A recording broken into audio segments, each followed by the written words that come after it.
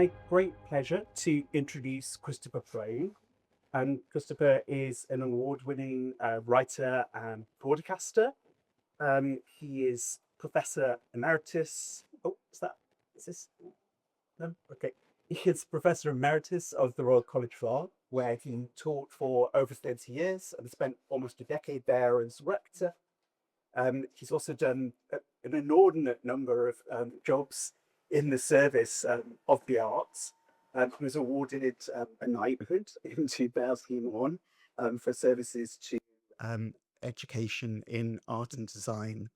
I've had this big piece of publishing on my desk for the last month or so, the book that we're going to hear about today. And I've really enjoyed digging into it. It's very beautiful. So do go and have a look at a copy afterwards, maybe buy a copy with a very good discount downstairs. But here to tell us all about it is Christopher. So over to you. Thank you very much. Thank you. Thanks, James. Thank you very much, James. Can you hear me okay? Can you? Yes. Now, the reason I ask is not just because of just now, but I did a radio program a few years ago on Radio 4 all about Matisse and his cutouts. You know, Henri Matisse, in his latter years in the 1950s, did those famous cutouts that are in the Tate, and it was some anniversary, so I did the program. And that evening, I went to the National Theatre, and I was sitting there, and the lady in front of me turned around because she heard my voice. She said, "Are you the man who did that program about Matisse?" And the woman next to her said, "He did a program about your teeth." Anyway, so it's important that you hear me, ladies and gentlemen, because all sorts of misunderstandings might emerge. This is the cover of the book by the great poster designer Tony Stella, who actually died last month at a very young age. So I'd like to sort of dedicate this talk to him. He was a great poster designer both for Hollywood and in Britain. And it has a cast of characters that some of you may recognize. Kirk Douglas as Van Gogh, Salma Hayek as Frida Kahlo, José Ferrer as Toulouse-Lautrec, Charles Laughton as Rembrandt, Jeffrey Wright as Basquiat, and I can't remember whether I've got the back of it or not. No, I haven't. Okay, I'm going to go back. So that's this is a kind of panoply of characters from the Hollywood history of art. The book started really in lectures I used to give to the students at the Royal College of Art, and thanks for mentioning the RCA, James. And I showed these films expecting the students to hate them, because most curators and art historians have rather sort of been patronizing about Hollywood movies which depict the lives of real live artists, which is what the book's about. And I expected them to have the same reaction. They absolutely loved them. They really enjoyed these films.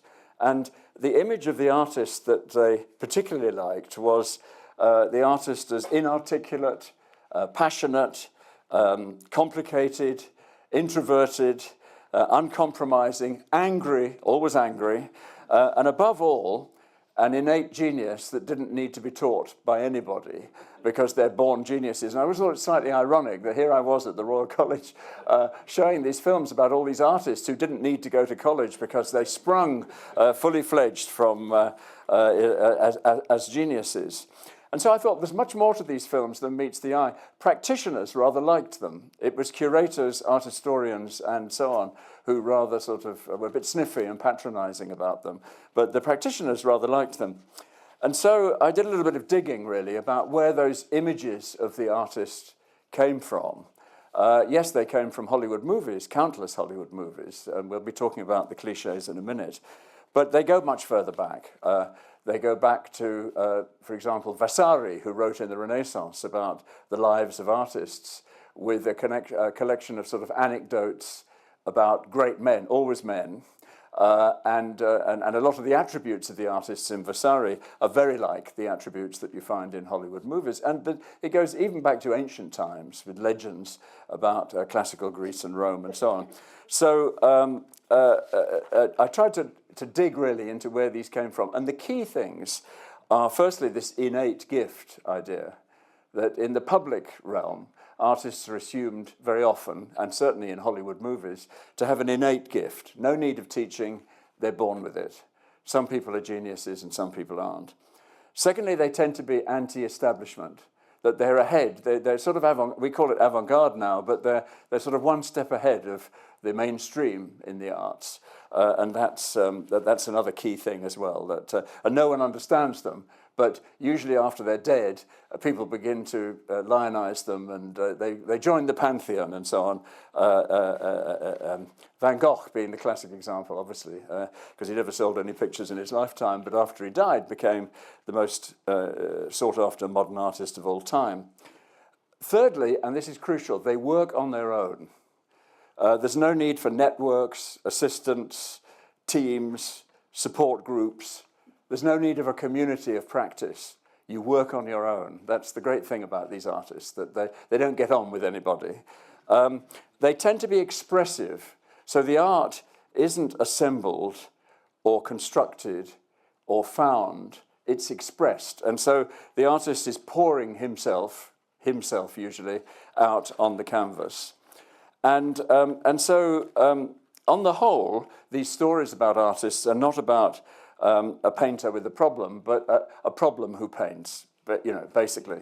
And I must apologise for the fact that nearly all these films are about chaps, but they're not alone. And I don't think Hollywood can be criticised. If you look at Gombrich, The Story of Art, which came out in 1950, or Jansen, The History of Art, which came out in the 1960s, the two most best-selling books about the history of art globally that have ever been produced. Gombrich doesn't mention a single woman artist, and nor does Jansen. The 17th edition of Gombrich finally put a paragraph in about Kata Kollwitz, the expressionist artist, but nothing at all. So, it's all very well to dump on these films and say, why didn't they? Well, if the art historians weren't writing about these things, what on earth do you expect Hollywood movie makers to do, and so on. So I do apologize for that, but it has got better as time's gone on. Now, I wondered, when I started digging, why nobody had done a book about this before. It's a very rich subject, actually. Not just the films themselves, some of which are good, some of which are bad, some of which are ugly, but also the public understanding of the arts that they embody and give back. I think that's a really interesting. So people outside the art world, when you mention the word artist, what are the cliches? What are the things that immediately occur to them? And a lot of these films are about that. There have been books about the influence of images from the arts on the moving image. So the way in which paintings and postcards and transparencies and so on influence the organization of the image. In the golden age of Hollywood, for every production, they would assemble what was called a Bible, which is a collection of pasted-in postcards, transparencies, newspaper cuttings, reproductions of paintings, as a kind of mood thing to express what the movie should look like. And very often these things contained images from the history of art. And so you get all sorts of connections. This is Grandville, mid-19th century, Gulliver's Travels. King Kong, I mean, it's a gift. This is even closer. Arnold Böcklin's painting of the late 19th century, symbolist painter called The Isle of the Dead. Look closely at it. Skull Island in King Kong. It's almost identical. And I'm not saying that these people were art historians, but they picked up on images that were around, very often from Northern European art, because a lot of these designers in Hollywood were emigres from Nazi Germany or from Northern Europe, and they came to Hollywood and they brought with them a Northern European aesthetic. So you get lots of references to Munch, for example, in horror movies and so on. There's Henry Fuseli, The Nightmare, 1782, and there's the poster for Frankenstein, 1931. It's directly taken from it. So there had been books about that, of the way in which art relates to the organization of the image. Can you guess what this one is? What's the movie? Psycho, thank you very much. Edward Hopper, The House by the Rail Yard, and explicitly, Hitchcock admitted this, that's where they got the idea for the Bates Mansion. It's from a painting of the 1930s. Hang on, it's not moving. Oh, yes. Francis Bacon, figures at the base of the crucifixion. Look at the figure in the middle, and again, acknowledged. Can you think of what this might be? Alien is right. Oh dear, what am I doing wrong? Yeah. And so again, they're not saying, footnote, this is taken from Francis Bacon, but it's a visual inspiration and it belongs to the same world. Douanier Rousseau, Gypsy with Guitar and Lion. You won't get this one. It's a very obscure South Seas movie with Dorothy Lamour that was made in the 1940s. But in the Bible, in the mood board for this film, was the Douanier Rousseau stuck in as a postcard. So they thought, it saves time. If you've got an assembly line of films and you haven't got much time to make them, you need as much input as you can to cut corners. Yes, look, that's one way of organising the image. Let's make it look like Douanier Rousseau. But so there have been books about that, and there have been books about the use of the way in which costume designers have used portraits as inspiration for their costumes. I did an exhibition at the V&A a few years ago called Hollywood Costume, and it was all about really the inspiration of costume designers in Hollywood, and a lot of it comes from portraits, where you imagine that the Holbein picture of Henry VIII, that Henry VIII walked around looking like that all the time, when of course he was looking very ceremonial, especially for the portrait. But the National Portrait Gallery is huge inspiration for costume designers. But I wanted to do something different. I wanted to explore the films about real-life artists. I couldn't write a book about, well, maybe one day, but about fictional artists. That's a huge subject. I mean, how many movies have been made which feature fictional artists? This is about movies about real-life artists that were made in Hollywood. I originally wanted to start in the silent era. There aren't any. There aren't any silent movies made in Hollywood about real-life artists. There was one with the tempting title Moulin Rouge, and I thought, oh gosh, it's going to be all about Toulouse-Lautrec. Actually, it was about, it's a modern story about a nightclub in Paris. So it all really starts with this, The Affairs of Cellini, 1934, the first Hollywood movie about a real-life artist, the artist as swashbuckler. And it's quite a rare one because the artist gets on very well with the establishment. He behaves like Douglas Fairbanks in Robin Hood. It's based on Cellini's memoir, which is full of tall stories. And he was a Renaissance goldsmith and sculptor. And the stories get a lot taller in this film. It's pre-production code, so there's some quite rude jokes in it, which is quite interesting, before they became illegal a year later. But it's Frederick March as Cellini in The Affairs of Cellini. This is the British poster. As the Time magazine said, this is a portrait of the artist in his spare time.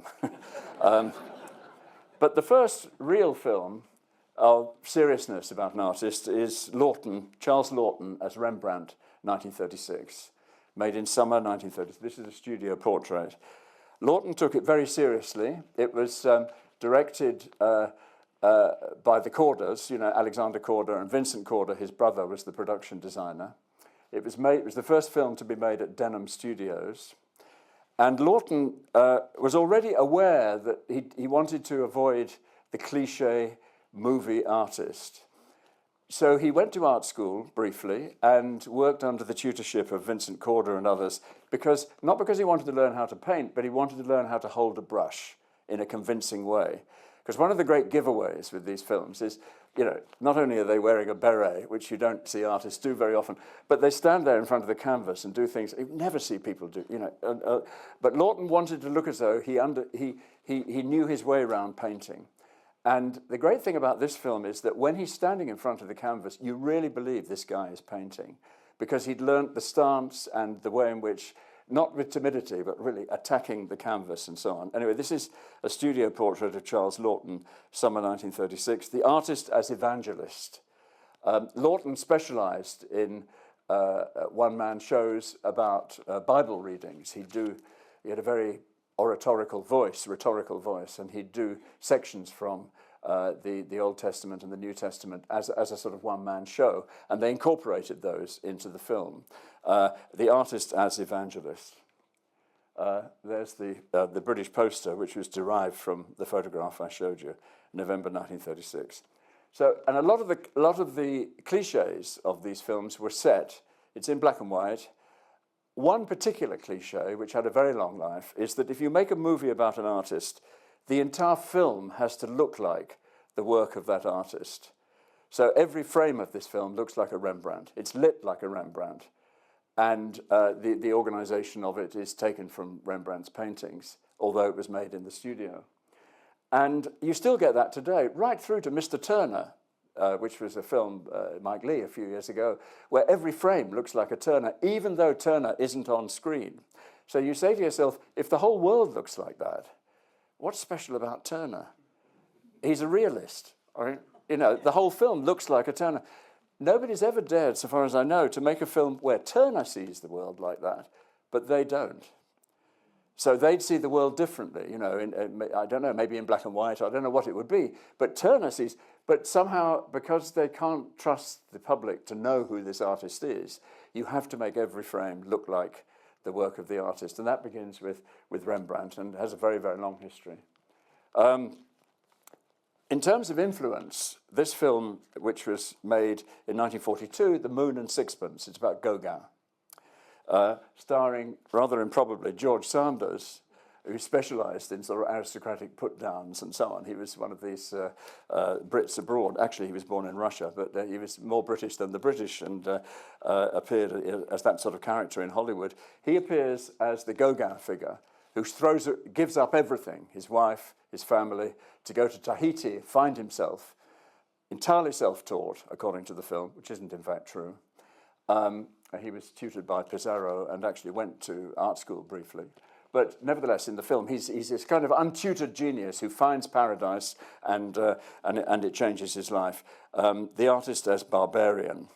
Here he is standing outside his hut in Tahiti, made in 1942, based on the novel by Somerset Maugham of 1919 called The Moon and Sixpence, made by Albert Lewin.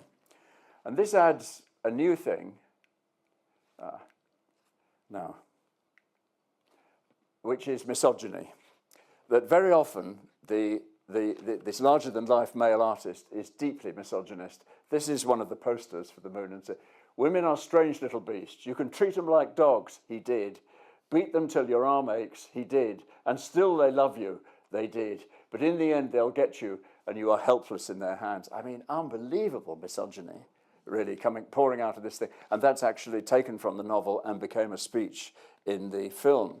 And thereafter, whenever George Sanders was interviewed by a lazy journalist, they would assume he was a great misogynist, even though he was playing a part. And he kept saying, look, I'm just acting. I mean, I'm not actually like that, really. But they assumed that he must be because he said these horrible things. But this had a big, big influence on the image of Gauguin, which I think hasn't been shared even now as a kind of barbarian who goes to paradise and all sorts of things. I mean, people are beginning to question.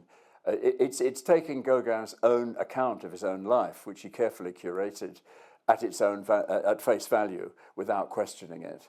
But there have been whole exhibitions trying to dent this image. This was very powerful. Here's an interesting film of 1945 about Gainsborough.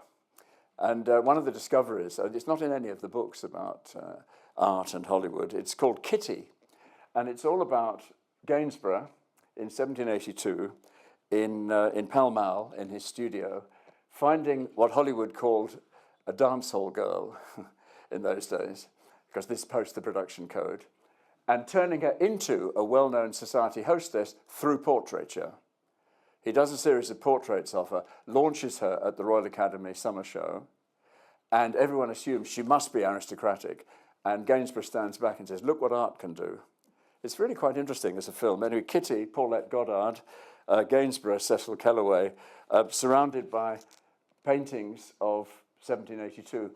They wanted to borrow paintings from the Huntington and other collections in Hollywood, but in America, but they wouldn't lend them. So they knocked up their own facsimiles. And actually, they're quite good. I mean, very often the giveaway is they look like photographs that have been slightly touched up. You know, they have that strange unworldly quality, but these paintings I think are quite good. So there's the Prince of Wales, and there's Giovanna Bacelli, the dancer, in the background, and there's Gainsborough's daughters. And these were paintings that were done around about 1782. So they did a bit of research for Gainsborough's studio. And here's the poster. The life and loves of the first of the flaming gold diggers. You know, this is they don't make them like that anymore, do they, really? Simultaneously in England, Gainsborough Studios, this was their corporate image that was on the front of every single Gainsborough picture from the mid-1940s through to the early 1950s. So this image has been shown in more cinemas, in more films than any other image from the history of art, because it was on the front of every single Gainsborough picture. And it's the model Glenys Lorimer in a gilt frame, who appeared on the credits of over 50 films between the mid-40s and the early 1950s. And the image is taken from the Gainsborough lady, the portrait of Mrs. Sarah Siddons, 1785. There she is, great tragic actress of her day, off stage, with a large beaver hat. When you, it's sort of Bridgerton land, you know. When you, in films, you can't get away with just turning it into a visual image. You have to work out the practicalities. And to get someone to wear a hat like that without it falling off is very, very difficult. You have to have pins absolutely everywhere. And the sort of engineering of it's fine for a portrait, but they discovered that Gainsborough hats keep falling off.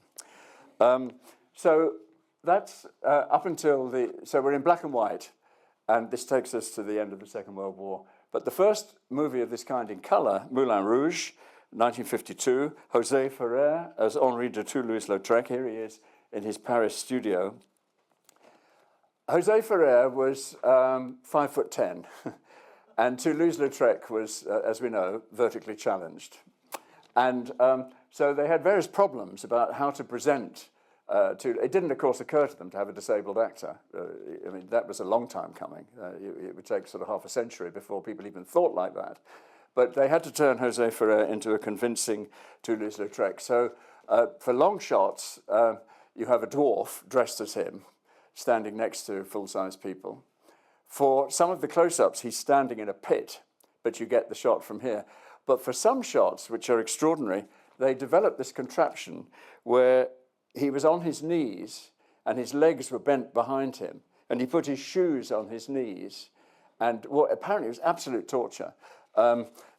He called it the torture machine, in fact. And he would wander around Montmartre for some of the shots where you had to have him full body in shot and all the rest of it. And what's particularly funny about that is that Picasso gate crashed the set of this film and watched them filming José Ferrer wandering around Montmartre on his knees with his shoes on his knees, and turned it into a party piece that whenever Picasso gave an after-dinner speech, he would imitate. He thought it was so funny. He would imitate José Ferrer. He thought, you know, that's what Hollywood gets up to. It was in colour. Every frame looks like a Lautrec. They took a lot of care over the visuals. In fact, they kept coming back from the Technicolor labs. They said, there's something wrong. You know, there's too much yellow and it's too smoky and all this. It was all deliberate, so the whole thing would look like a Lautrec poster. And indeed, lots of references in the visuals to Lautrec's paintings. This is the Polish poster promoting the film with costumes designed by Coco Chanel to look like the costumes in Lautrec's posters. And much publicity sort of showing, look, we've done a facsimile of the artwork. This is one of the actors, and there he is. They took a lot of trouble to get the silhouette with the poster for the Moulin Rouge of 1891. But I suppose the most famous of these films is Lust for Life. They don't make titles like that anymore. Anyway, 1956, Vincente Minnelli, the life story of Vincent van Gogh, played by Kirk Douglas. And here he is on the Arles location of the filming in August 1955. The artist as mad and modern. And again, the image of Van Gogh that emerged from this is almost indelible. You know, it's he's mad. He can't sell paintings. He's a sociopath. He can't get on with anybody. He's inarticulate. The real Van Gogh could speak 5 languages and was extremely well read. If you read Van Gogh's letters to his brother, which are the main source for his thinking, of which there were many, many letters, because his brother was his source of finance, gave him grants, as it were. Van Gogh is reading all the latest books on colour theory, all the latest books on the history of art. He was a very well-read and articulate person, but you can't have that with artists in Hollywood. He has to be inarticulate. And while I was writing the book, I was fascinated that in voiceover, they have what I thought were extracts from Van Gogh's letters spoken, but not by Van Gogh, by his brother, Theo. Theo is allowed to be articulate. And so you get these words spoken, whereas Kirk has gritted teeth and tries to express himself but can't, so he attacks the canvas and, you know, everyone leaves the room because he's so difficult to get on with. He's so needy. And I thought there must be extracts from Van Gogh's letters. I tracked down the scriptwriter, Norman Corwin, of this film. He was 99 years old when I interviewed him. He's now deceased, but he said, no, the Van Gogh family, Van Gogh's nephew, also Vincent, absolutely refused to let have anything to do with the film or lend any paintings or let them quote a single word of Van Gogh. So he did a kind of facsimile of Van Gogh's writings, which is quite brilliant. It fooled me, actually. This voiceover is, in fact, not Van Gogh. It's Norman Corwin pretending to be Van Gogh to get round copyright problems. But the brother is the person who speaks it all. This is the Italian poster. In the film, the actual cutting off of the ear, which you'd expect to be the highlight of the movie, is not featured at all. It's all done off screen. It's all really quite tasteful. But no, on the poster, you have to create the impression that there's a cutthroat razor and there's Kirk looking sort of needy. He's just cut his ear off, etc. The film producer Daryl Zanuck was offered the project and turned it down. He said, look, a movie about someone who goes mad, cuts his ear off, and nobody likes at all, doesn't really, and hasn't got a girlfriend, doesn't really have the makings of family entertainment, does it? And quite rightly, he passed on it. But Vincente Minnelli, who was trained at the Chicago Art Institute, had become a production designer in Hollywood, was Liza Minnelli's father, really loved doing this film, and it's the classic where every single frame looks very carefully like a Van Gogh, usually done on the correct location. They didn't know how to market the film, though, in Hollywood, so this was the poster. And what's interesting about it is Kirk Douglas no longer looks like Van Gogh. He looks like the matinee idol that he was. There he is attacking. There's nothing to do with the film. None of this happens in the film. Attacking someone with a slightly suggestive sort of torso, sculpture torso in the studio. Lust, I think more emphasis on the lust than the life, really. And this was the poster. Nobody went to see it, despite that, but they did try very hard to say this isn't an arty film. Don't worry, this isn't an arty film. You can go and see it with a good conscience. Following that, the most expensive of the Hollywood films about artists, 1965, The Agony and the Ecstasy.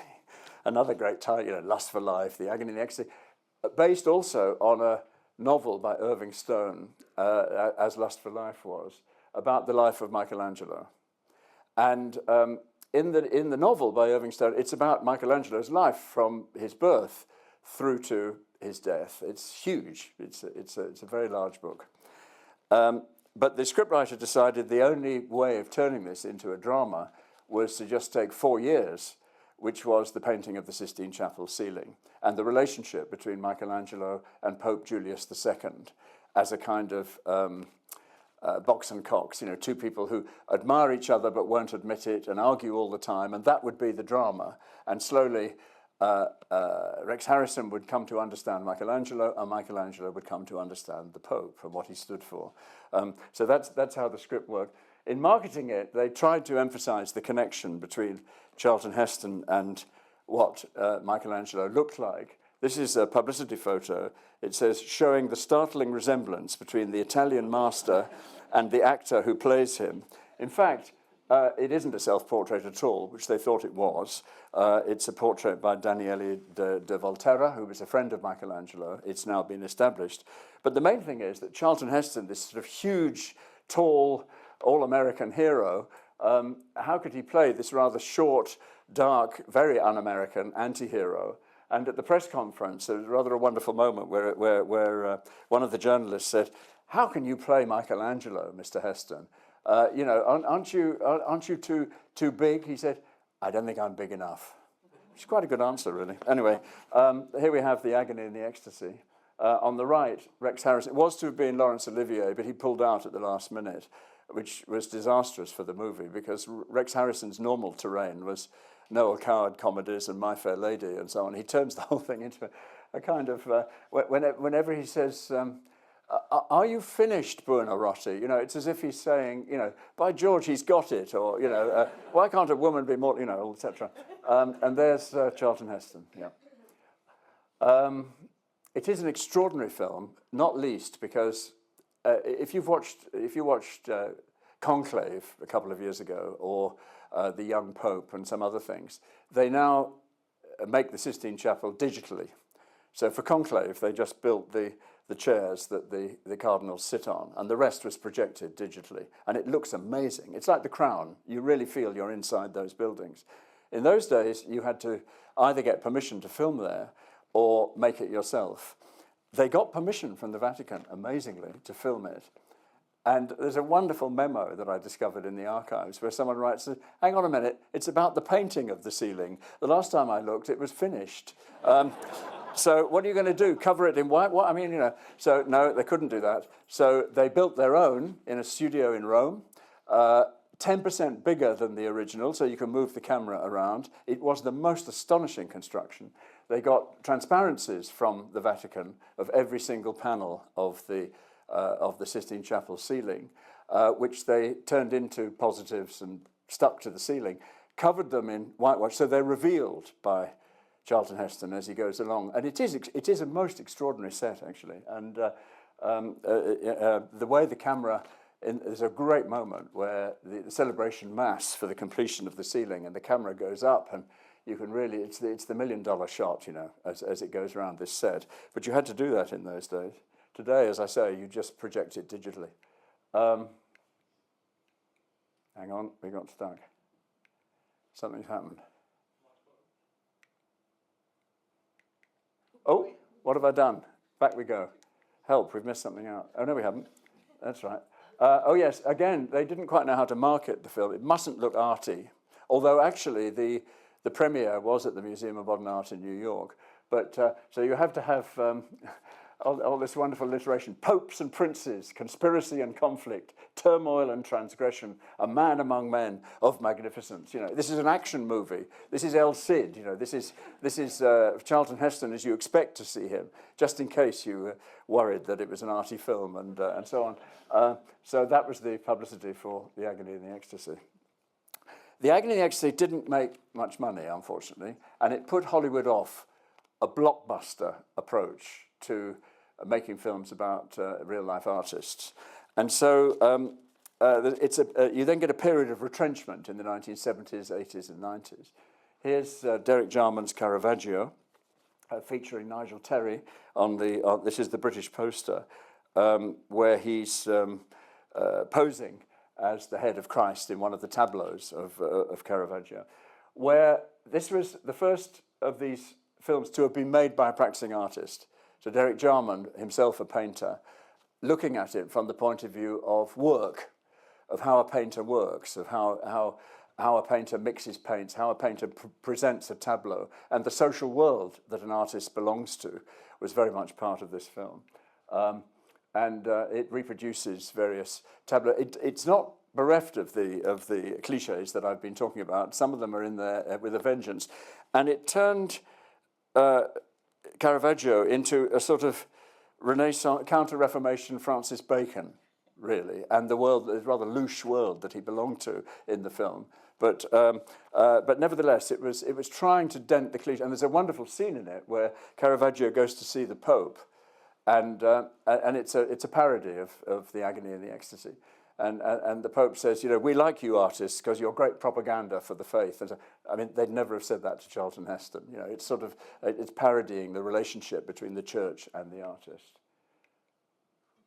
Now, you may say, as I said at the beginning, thanks to Gombrich and Janssen and all these other books, no women artists so far.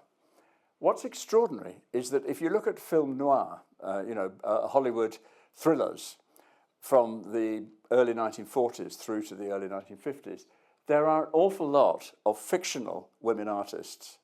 Film buffs, Simone Simone from the Cat People, Betty Davis, Lily Palmer, Elsa Lanchester, Mrs. Charles Laughton. Here we have Jean Tierney and Hedy Lamarr. And there are many others as well. So it's odd. In fiction, it was fine to have women artists. Usually there was something slightly odd about them. And so they're not necessarily the heroines of the story, but they did feature very, very strongly. But what Hollywood couldn't do was find a pantheon of female artists that matched the pantheon of male artists, that went back to Vasari, that went back, the cliches that I've mentioned earlier. Somehow they couldn't find heroines of that kind. But in fiction, they certainly could. But then, in the 1980s, you start getting various films, not necessarily from Hollywood, but from various quarters, about women artists. The big influence here was Germaine Greer's book, The Obstacle Race, which came out at this time, and listed a sort of neglected women artists from the pantheon. Elizabeth Lebrun in the 18th century, or Frida Kahlo, or Camille Claudel, who was Rodin's studio assistant and had always gone down in history as his muse and assistant. But she did her own work. If you go to the d'Orsay in Paris, you can see some very, very distinguished sculptures. In fact, Rodin may have got some of his ideas from her rather than vice versa. So it was time to tell that story. The trouble was that the poster created the impression that she was being smothered by Rodin, played by Gérard Depardieu, but Isabella Gianni, who also produced it, it was a passion project for her to tell the story of Camille Claudel, and not to treat her any longer as a studio assistant, but to treat her as an artist in her own right. And also the tragedy of how her family had her locked up in an asylum for the latter part of her life because they found they couldn't cope with her. And again, it's very much on her side. So that was Camille Claudel, 1988. Carrington in England, not yet Hollywood, also takes Emma Thompson as Dora Carrington. It's made by Christopher Hampton, who is very interested in the literature of the 19th and early 20th century. It's mainly about Lytton Strachey, actually, rather than about her. But it's an interesting film about this sort of arts and crafts period and so on, where she isn't interested in exhibiting and isn't interested in becoming a celebrity, unlike all the male artists we've been hearing about, but finds domestic life to itself to be the artwork. She does murals, she does paintings for the home, she does fabrics. And, you know, the domestic sphere is fine for an artist. And that was quite a breakthrough. That had never quite been said before. But they couldn't resist a love story so unusual, it has to be true. Unusual because, you know, Strachey was gay and so was Carrington. But they were absolutely devoted to each other. And then Artemisia, made in Italy in 1997, again, trying to sort of revisit Renaissance history and find an artist who isn't sort of macho, mean, moody, and magnificent, and doesn't behave like George Sanders in The Moon and Sixpence, but is actually a very different kind of figure. It's a very, very flawed film for all sorts of complicated art historical reasons. And Artemisia, you probably know, the reason we know so much about her is that there was a famous court case where she was raped by her mentor. And she talked a lot about the exploitative relationship she had with her mentor. In the film, they're in love, and that it's all a put-up job by the parents because they want them to get married. And art historians in America who've been studying Artemisia got extremely upset about it, saying, what a wasted opportunity. You actually at last you wait 50 years for a movie about Artemisia, and then they do that with it. And of course the poster makes it look like, you know, a 1990s porn film. Rather than a film about a distinguished artist. There she is, played by Valentina Cervi, the Italian actress, trying to take life into her own hands and get some agency. Or François Gillot, who was Picasso's partner in the early 1950s, and indeed an artist in her own right. This is a James Ivory film, Surviving Picasso, made in 1996. Famous photo by Robert Capa of the two of them on the beach. You probably reckon, anyway, they reenact this. But because Anthony Hopkins played Picasso, rather improbably, brown contact lenses, bald wig, lots of makeup, they had to do a lot to make Anthony Hopkins look anything like Picasso. Because he's such a big star, they don't make any reference to Gillot in the publicity, or indeed in the film. She gets rather marginalised. And in recent books, there's a recent book which does a Gombrich entirely from the point of view of women art, a history of art from the point of view of women art. Doesn't mention Françoise Gillot. It's extraordinary. But anyway, but it's James Ivory does a kind of heritage movie thing on Picasso. Again, they weren't allowed to use Picasso's work, so you get lots of not very good facsimiles instead. Another British film, John Maybury, 1998, Love is the Devil, study for a portrait of Francis Bacon. The artist as existentialist. Derek Jacobi as Francis Bacon in his studio, where suddenly he takes it upon himself to paint everything blue in a moment of complete hysteria. I think it's rather a wonderful film, actually. It's very much about the milieu that Bacon lived in. He's no longer working on his... He goes to the Colony Club, he meets lots of other people who are very much in tune with what he's thinking. So he belongs to a network. He learns things as the film goes on. And so it does make a certain dent in the cliche. But here's the Polish poster, which is very nice. It does a sort of Francis Bacon on the movie. Daniel Craig plays the love interest. And it's become a huge hit on DVD, and Derek Jacobi said, I fear it's not because of the movie, it's because Daniel Craig gets his kit off at some point, and we all want to know what James Bond looks like when he takes his pants off. That may be the reason it's been a hit, I'm not sure. But Francis Bacon, right, in the mid-1950s, Francis Bacon went to see Lust for Life. And it energized him to take an interest in the work of Van Gogh. And he produced a suite of 4 or 5 paintings, one of which is in the Arts Council collection, of Vincent on his way to work. And what's fascinating, it's a rare example of a major artist being inspired by one of these movies to actually produce work. And the people who were around Bacon at the time remember this very well. He loved the movie Lust for Life. He loved the relationship between Gauguin and Van Gogh in the film, which reminded him of his own relationship because they shouted at each other all the time, and they love each other, but they shout at each other, and eventually it ends in tears. He said it reminded him very much of his relationships. And he produced the Vincent going to work paintings. And what's so irksome about this is that, you know, art historians don't mention that when writing about. They say, oh, well, you know, Bacon must have been studying Francis. Did he go and see a Van Gogh exhibition? So, no, he went to the movies and he was inspired by them, and that's fine, you know. So it's quite an interesting example. And in the book, I've reproduced the Bacons next door to the stills that they're taken from. Meanwhile, over in America, the year 2000, Jackson Pollock, played by Ed Harris, which is a very interesting film called Pollock, which isn't really about the art, it's about celebrity. It's about the way in which Pollock was presented in the late 40s and early 50s in America as the quintessential heroic American artist. And that became sort of propaganda all over the world. And that's what and it's about Pollock finding this celebrity very difficult to navigate and constantly fighting against it. And that's the sort of, that's the conflict within him between Pollock, the celebrity, and Pollock, the artist who just wants to get on with it.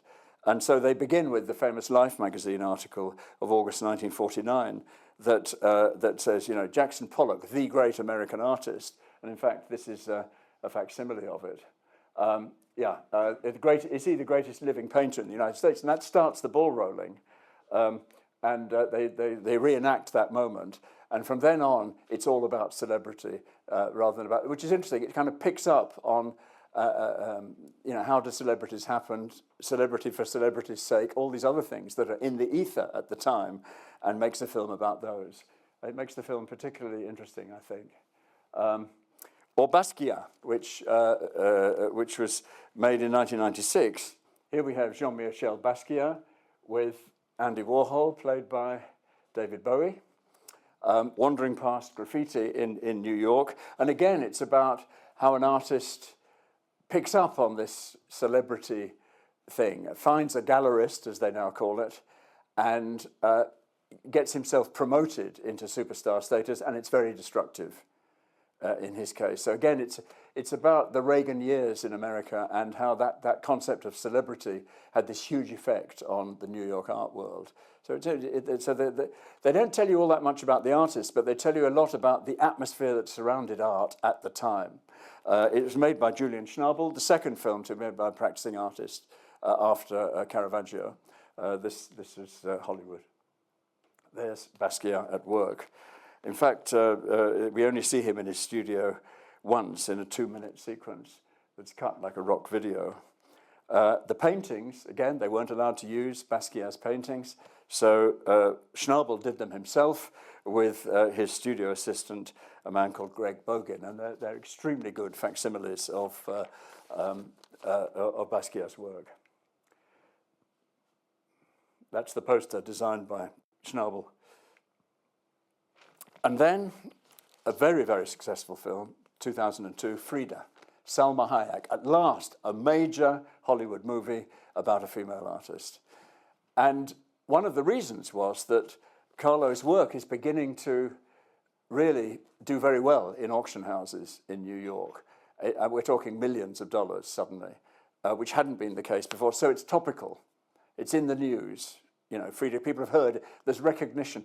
The whole thing with these films is they have to be pre-sold in a way. You can't have an esoteric artist that nobody's ever heard of. You have to pre-sell them in some way. So there's either a news story or notoriety or a new biography or something like that. In the case of Frida Kahlo, it was mainly the sums fetched for her paintings had turned her into a news story. Here's the director, Julie Taymor, she of The Lion King on the stage, lining up a shot with Salma Hayek. Again, another passion project. Salma Hayek produced it, got permission from the family. It's very much the authorized version, this film. It's rather reverential, which is a shame in a way, but it's very beautifully produced. And here we have, that's the cover of Vogue Paris, August 1939, and that's the image from the film, which is loosely based on it, all about her visit to Paris, Frida Kahlo's visit to Paris. Hugely successful film, and at last gave Hollywood the confidence to think about making movies about female artists. And finally, Mr. Turner, Timothy Spall, a really remarkable performance where he doesn't speak like a Royal Shakespeare Theatre actor. He's a working class lad. We see him mixing his paints. We see him being helped by his father. We see him marketing his paintings, you know, where he has a darkened room. And as the punters come in, the lights come on, so you see these paintings in all their glory. He then starts talking money. And so, you know, this man isn't outside the real world. He markets his paintings. He grinds his own paints. He goes to the shops and all those sort of things. And there he is at work on his huge poetic painting, The Harbour of Dieppe, 1825, by Timothy Spall. Mike Lee was the director. And this is the international release poster of Mr. Turner. In case you hadn't heard of him, that he got the subtitle Painter of Light. You know, just to sort of a clue that the sort of work that you're going to see. So Timothy Spall said that it wasn't a success in America because they thought it was about Tina Turner and they got a bit upset about it. Anyway, finally, have we got time? Yes, just.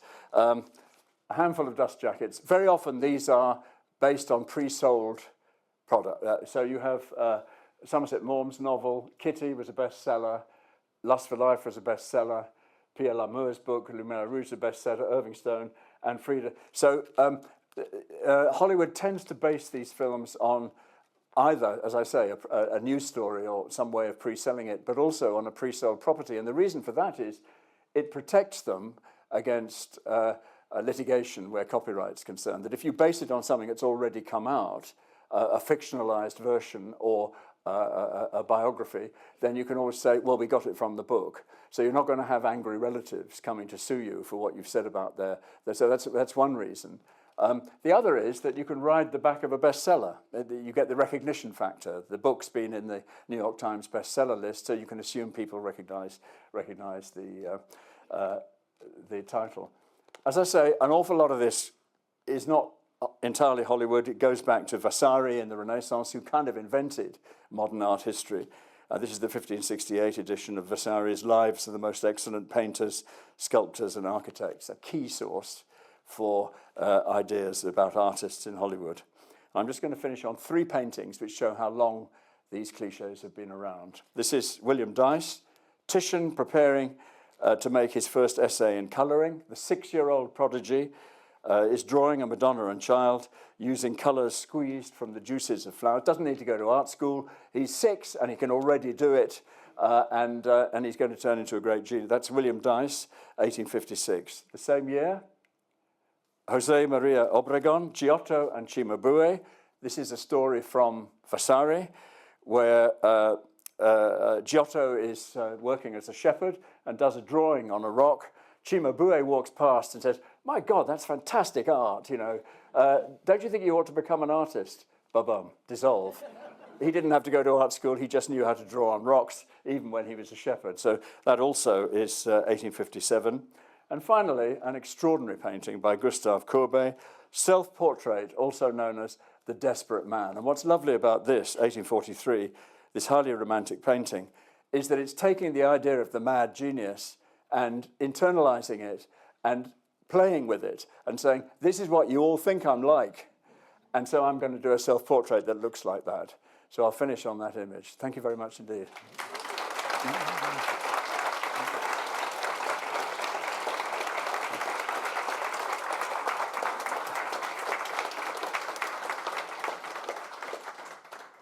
Okay, so I think I did say that the book is packed full of stuff, and so is that talk. So we've not got so much time for questions, but if anyone has anything absolutely burning, we can probably take maybe 2 before we leave the room.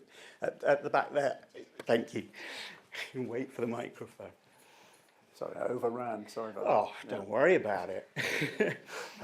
If you could commission a film to be made about an artist or remake one of the ones that you've discussed, which artist would you choose? I would do Elizabeth Lebrun, who was an 18th century artist who worked in Versailles and produced various paintings of the good and the great in the era of Louis XV and Louis XVI, and indeed survived into the French Revolution. And you could retell the story of the French Revolution from a woman artist's point of view. And I think that would be really, really interesting. Her take on these huge events that are happening. And there she is. She was an amazing artist, and I'd love to do that, actually. You know, there's the, is it the Count of Monte Cristo on telly at the moment? That kind of, you know, devil may care kind of 18th century, 19th century romantic history. You could play with those cliches as well. So that's what I'd do. I wouldn't mind revisiting Van Gogh and presenting him as an articulate, interesting, talkative. He was very talkative, apparently. And we'd begin, the whole first third of the film would be him going to 2 art schools, which he did, this self-taught artist, went to 2 art schools in Paris. They found him difficult because he didn't like taking advice from his tutors, as you could expect. But nevertheless, there he is. I'd start with that. Because, you know, I mean, because of where I'm coming from, in a way, I keep saying, let's hear it for art schools, you know. That, as Constable said, you know, a self-taught artist is a very ignorant man, is a famous quote. That nearly all of them either went to art school or had mentors of one kind or another. And there's no shame in admitting that, but somehow they're less, it diminishes them if you admit they ever learnt anything. And that annoys me a lot, actually, as an educator.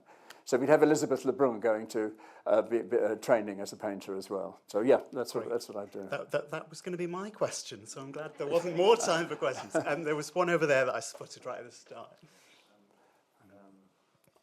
Well, one film that seems pretty much the opposite of what you said, actually you didn't mention, the other Timothy Spall after Turner, he did one on Lowry, yes, which yes. is very interesting. It showed he lived with his mother all his life, who didn't like his work. He was painting on cardboard. Who told him it was so rubbish. Why don't you just burn it? Yeah. And he was awful, and he never got the recognition in his lifetime. He had, well, very late on he did, a Chauvet exhibition in Salford at the end. But that and it's all gone. I mean, there's nothing glam. He's living in a terraced house all his life. So that is a very new and different approach to an artistic journey. No, that's true. And I made my cut-off point, Mr. Turner. I mean, there's been a few, actually, that are more revisionist from that point of view since, in the last 5 or 6 years. But I had to make a cut-off point at some point. But, Timothy Spall's performance in that is remarkable because it's very different to his Turner. Much less assertive, much less self-confident, less self-esteem, his relationship with his mum and all the rest of it. So it's a very, very different. And Timothy Spall, of course, went to art school to, again, learn something about making it look convincing and has himself become something of an artist who now exhibits. That's a first. An artist actually beginning to exhibit, an actor actually beginning to exhibit as a result of the work they did preparing films like this. So it's rather wonderful, actually. No, you're quite right. You're quite right. Thank you. I don't think we've got... Volume 2, maybe. I don't know. I'm not sure we've got any more time in this room together, but Christopher will be signing some books downstairs, so if you've got burning questions, go and buy a book. The book isn't cheap, you can ask the £10 questions off, there. especially for this event. A special offer. Right. Absolutely. But just another round of applause for Christopher for such a wonderful tact Thank you very talk. much. And thank you all for coming. Thank you.